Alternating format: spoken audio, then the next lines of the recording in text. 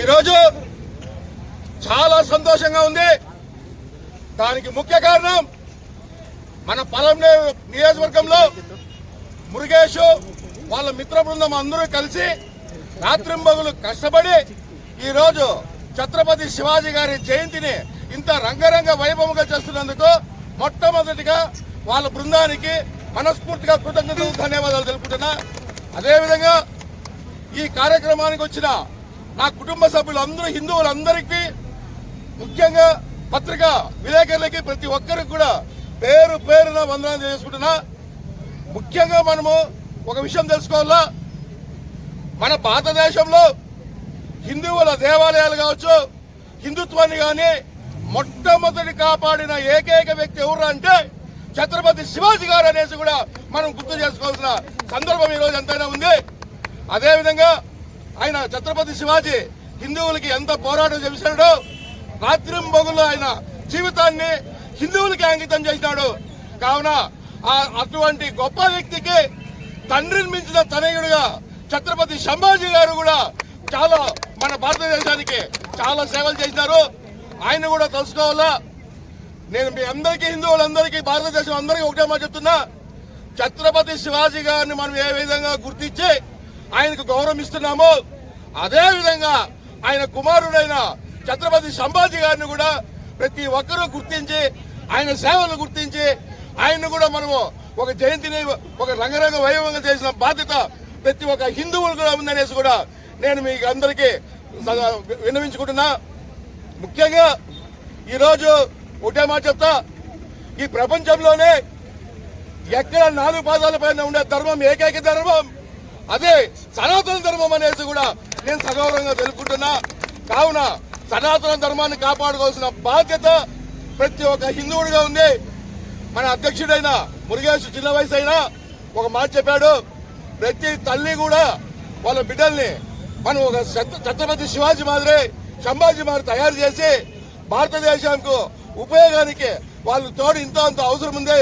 కావున ప్రతి తల్లి కూడా ఇది గుర్తించి వాళ్ళ బిడ్డలు కూడా దీంట్లో ఒక కలిసిమెలిసి వీళ్ళతో అందరూ ఉండేటట్లు కూడా చేయవలసిన బాధ్యత ప్రతి ఒక్క తల్లి కూడా ఉందని వేడుకుంటూ, నాకింత గొప్ప అవకాశం కల్పించిన వీళ్ళ మురుగేష్ వాళ్ళ మిత్ర బృందానికి మరొకసారి కృతజ్ఞతలు ధన్యవాదాలు తెలుపుకుంటూ.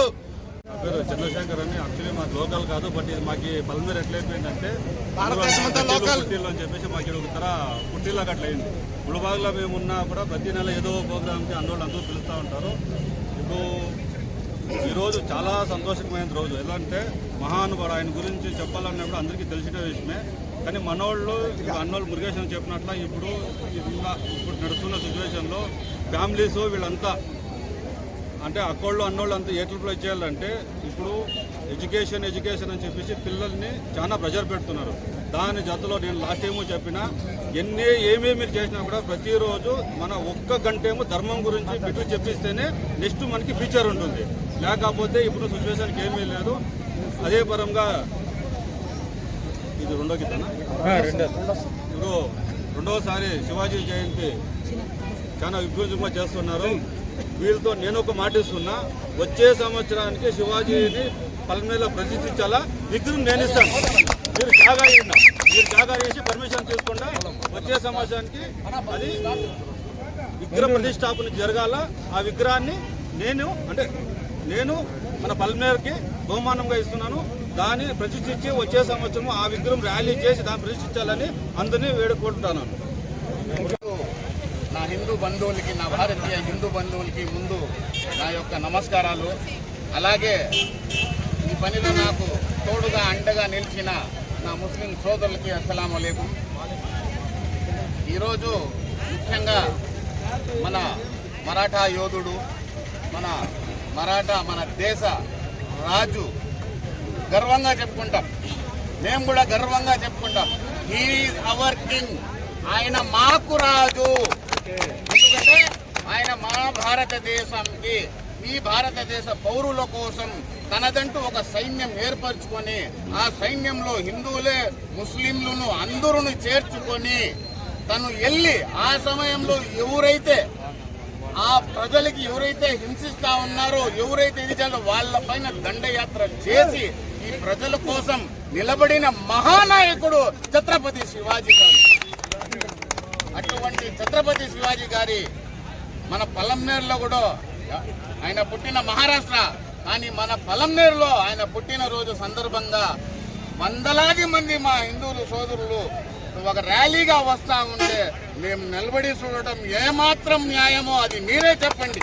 ఒక సాటి భారతీయుడుగా నేను ఉండొచ్చు, నేను ర్యాలీలో రాకపోవచ్చు, ఎందుకంటే మాకు కొన్ని సిద్ధాంతాలు ఉన్నాయి. మా ఇస్లాంలో ఏమంటే పటం లేదు, మీకు ఉంది, కానీ అయినా కానీ మీరు ఏ భారతదేశంలో దేవుడు మీకు పుట్టించినాడో అదే భారత మట్టితోనే నాకు కూడా పుట్టించింది. నా అన్న తమ్ముడు రోడ్లో వస్తా ఉంటే నేను నిలబడి చూసుకుంటే ఎందుకు బతకల్లా అనేసి నేను కోరుకుంటా ఉన్నా. ఇంకోటి ఏమంటే ముఖ్యంగా మీ అందరికీ ఒక మాట నేను చెప్తా ఉండా. మేము మా ఇస్లాంలో అల్లా మాకు, మేము అల్లా అనేది మేము పిలుస్తాం. మీరు ఈశ్వర్ అంటారు, ఇంకో పరమేశ్వర్ అంటారు, విధాల పేర్లతో పిలుచుకుంటాం. కానీ మాకు ఒకటి మాకు గైడెన్స్ అయినా గైడ్ లైన్ అయినా ఎవరైనా చేసిండారంటే ఆ కాలం నుంచి కూడా మా మొహమ్మద్ ప్రవక్త గారు మాకు చేసిండారు. మా మొహమ్మద్ ప్రవక్త గారు ఆయన ఒక్క మాట మాత్రం తారాఖండిగా ఏం చెప్పిండారంటే, అయ్యా ఒకటి నువ్వు నమాజ్ చదవకపోయినా నువ్వు నావోడే, నువ్వు మక్కాకి పోకపోయినా నువ్వు మావోడే, నువ్వు జకాత్ ఈకపోయినా నువ్వు నావోడే, నువ్వు కుర్బానీ ఈకపోయినా నువ్వు నావోడే, కానీ ద్రోహం అయితే మాత్రం చేస్తే మాత్రం నువ్వు నావోడు కాదు. అది ద్రోహం అంటే ఎట్లా ద్రోహం? ఒట్టి మట్టికో, ఇది డబ్బుకో, నేలకో, వ్యాపారానికోనే కాదు. ఏ మట్టిలో అయితే దేవుడు నీకు సృష్టిస్తాడో, ఏ లోకంలో దీంతో అయితే నువ్వు పుట్టించగలుగుతావో, ఏ తల్లి కడుపున నువ్వు పుట్టావంటే ఈ భారతదేశం కూడా నా తల్లే, ఆ తల్లిని ద్రోహం చేస్తే కూడా నువ్వు నా వాడు కాదు అనేసి మాత్రం ఆయన పక్కాగా చెప్పేది. ఇప్పుడు అటువంటి సమయంలో మేము ఫాలో చేసేది మా ప్రవక్త గారికి. ఆ సమయంలో మేమేమరా అంటే మేము పుట్టిండేది ఈ మట్టిలోనే, బతికేది ఈ మట్టిలోనే, సచ్చినా లోపలికి ఈ మట్టిలోనే కలిసిపోయేది. అందుకోసం నాకు ఈ అవకాశం ఇచ్చిన ఆ భగవంతుని దయతో మొట్టమొదటి మా తమ్ముడు, మా సోదరుడు, ఈ యొక్క ప్రెసిడెంట్ అయిన మన మురుగేష్ కి, అలాగే మా అందరి యావత్ హిందూ సోదరులకి మీరు వచ్చి ఈడ 10 నిమిషాలు మీ సమయం కేటాయించి ఈడ నిలబడి ఏదో మా వంతు అంత ఒక నీళ్ళు ఇస్తే కూడా మీరు సంతోషంగా తీసుకునేసి మీరు ఇది చేసిన దానికి మీకు అందరికీ మా యావత్ ముస్లిం సోదరులకి ముఖ్యంగా నిన్న సాయంకాలం ఒక్క మాట చెప్తానే, మా సోదరులందరూ ప్రతి ఒక్కరు ఉత్సాహంగా ముందరికి వచ్చి మేము కూడా ఉంటామన్నా, మేము కూడా వాళ్ళు వస్తూ ఉంటారు మా అన్న తమ్ములే కదన్నా అనేసి ఈరోజు అందరూ ఒక్క పొద్దులో ఉండి మధ్యాహ్నం నుంచి నా పెదాలు మీకు చెప్తా ఉంటాయి. మధ్యాహ్నం నుంచి ఎండలో కాసుకొని మీకోసం కాసుకోండి వాళ్ళు చేసిన దానికి మీకు అందరికీ మేము రుణపడి ఉంటాం. ముఖ్యంగా ఈ అవకాశం ఇచ్చిన మా పోలీస్ వారికి కూడా, మా పలంనేరు పోలీస్ వారికి కూడా నేను మన మీడియా వాళ్ళు, ఇంకా ఈ భారతదేశం 4th పిల్లరే, 4వ పిల్లరే ఈ మీడియానే. ఈరోజు ఈ కలయిక ఒక 15-16 గంటల్లో ఇది అయిపోయింది, కానీ వచ్చే సంవత్సరం వరకు కూడా ఇది ఎవరి వల్ల బతికింటుందంటే అది మీ మీడియా వల్లనే బతికింటుంది, మీ వల్లనే బతికింటుంది.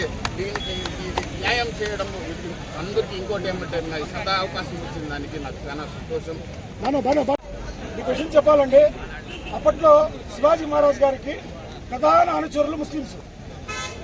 ఆయన కారాగారం, యుద్ధ సామాగ్రి ఉంటుంది కదా, ఆ కారాగారంలో కూడా ప్రధాన కాపలాదారుడు, దాన్ని అందరికీ పంచేవాడు ఒక ముస్లిం. ఆ శివాజీ మహారాజ్ వెనక ముస్లింస్ చాలా మంది పనిచేస్తారు. ఆయన సీక్రెట్ గూఢచారులు కూడా ముస్లింస్ చాలా మంది ఉన్నారు. అంతటి పవిత్రమైన బంధం గల దేశం మనది. నాకు ఫోన్ చేసి మా చిన్నుబాయి ఇమాజ్ చేయాలన్నాడు. నాకు చాలా ఆనందమైంది. కష్టం డిస్టర్బెన్స్ వచ్చింది. ఈయన ఫోన్ చేయడంతో నాకు చాలా ఆనందమైంది. ఎందుకంటే ఈ పలమనేరు భారతదేశంలోనే అత్యున్నతమైన, ఆనందకరమైన, అందరినీ కలుపుకొని పోయే మంచి మనసున్న పలమనేరు ఇది. అలాగే మన హిందువులు ఒకటి ఉందండి, మసీద్ అయినా ఏడైనా సరే పోతే ఇట్లా మొక్కుంటాం. మనకు దైవం ఏదైనా ఒకటే, పోతే ఇట్లా మొక్కుంటాం. ఈయన మనకు ఇలాంటి సహకారం ఇచ్చిన ప్రతి ముస్లిం సోదరులకి పేరు పేరున ధన్యవాదాలు తెలుపుకుంటూ మీ భవదీయ మురుగేష్.